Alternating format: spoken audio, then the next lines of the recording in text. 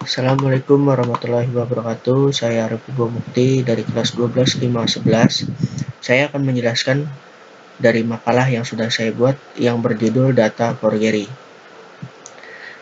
Dari latar belakangnya, pada era globalisasi ini, semua manusia sangat membutuhkan internet di kehidupan sehari-harinya, sehingga manusia sangat bergantung pada internet.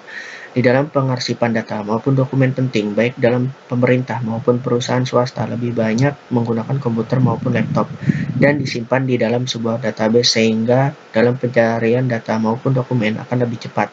Adanya penyalahgunaan teknologi informasi yang merugikan kepentingan pihak lain sudah menjadi realitas sosial dalam kehidupan masyarakat modern sebagai dampak dari kemajuan iptek yang tidak dapat dihindarkan lagi bagi bangsa-bangsa yang telah mengenal budaya teknologi.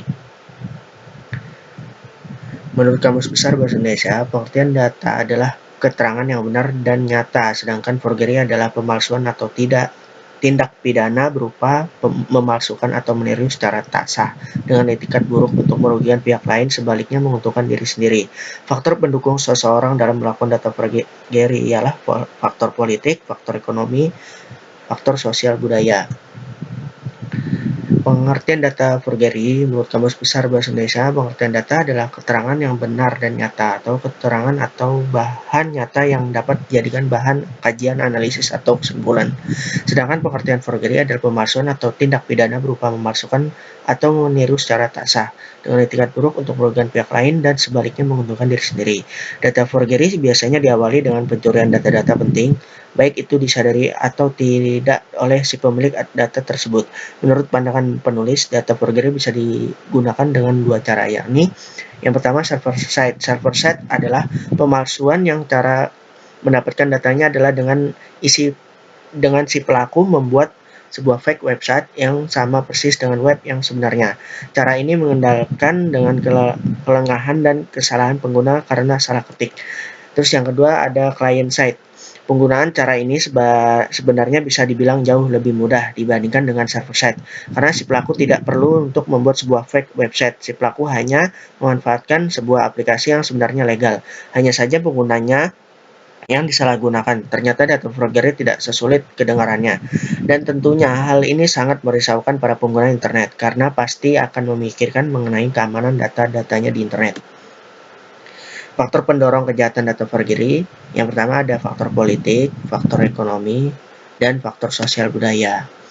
Motifnya, data forgery merupakan kejahatan dengan memalsukan data pada dokumen-dokumen penting yang tersimpan sebagai scriptless dokumen melalui internet. Kejahatan ini biasanya ditunjukkan pada dokumen-dokumen e-commerce dengan membuat seolah-olah terjadi salah ketik yang pada akhirnya akan menguntungkan pelaku karena korban akan memasukkan data pribadi seperti nomor kartu kredit dan data-data pribadi lainnya yang bisa saja disalahgunakan oleh pihak-pihak yang tidak bertanggung jawab.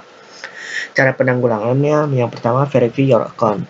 Jika Verify My meminta username, password, dan data lainnya dengan memberikan reaksi balik, Anda harus selalu ingat password jangan pernah diberikan kepada siapapun. Namun kalau Anda mendaftarkan akun di suatu situs dan harus memverifikasinya dengan mengklik suatu URL tertentu tanpa minta mengirimkan data macam-macam, lakukan saja karena ini mekanisme umum. Yang kedua ada if you don't respond within 48 hours, your account will be closed. Jika Anda tidak merespon dalam waktu 48 jam, maka akun Anda akan ditutup. Harap membaca baik-baik dan tidak perlu terburu-buru. Tulisan di atas wajib Anda waspadai karena umumnya hanya propaganda agar pembaca semakin panik. Yang ketiga ada valued customer. Karena email phishing biasanya targetnya menggunakan random, maka email tersebut bisa menggunakan kata-kata ini. Tapi suatu saat mungkin akan menggunakan nama kita langsung, jadi Anda harus waspada.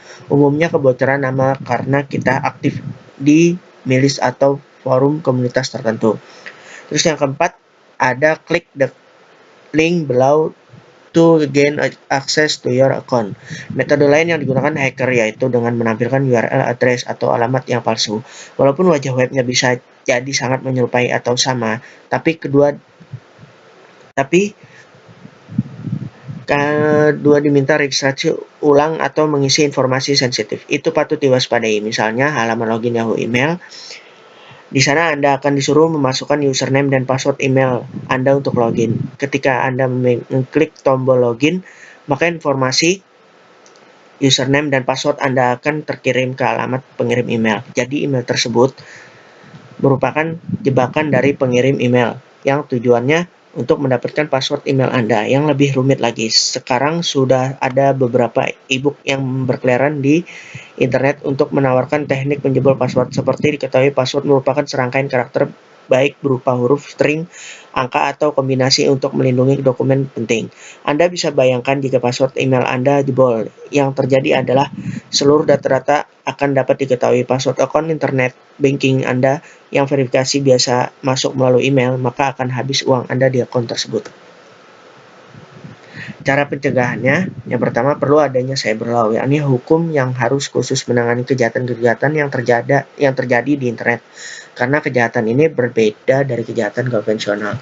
Yang kedua, ada perlunya sosialisasi yang lebih intensif kepada masyarakat yang bisa dilakukan oleh lembaga-lembaga khusus. Yang ketiga, ada penyedia web-web yang menyimpan data-data penting diharapkan menggunakan enkripsi untuk meningkatkan keamanan. Yang keempat, ada para pengguna juga diharapkan untuk lebih teliti sebelum memasukkan datanya di internet, mengingat kejahatan ini sering terjadi karena kurangnya ketelitian pengguna. Kesimpulannya, cybercrime merupakan bentuk-bentuk kejahatan yang timbul karena pemanfaatan teknologi. Kejahatan data forgery merupakan kejahatan dunia maya yang sangat berbahaya.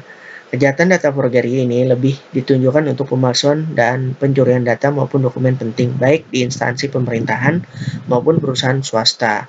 Kejahatan data forgery berpengaruh terhadap keamanan negara dan keamanan dalam negeri. Terima kasih, sekian dari saya. Wassalamualaikum warahmatullahi wabarakatuh.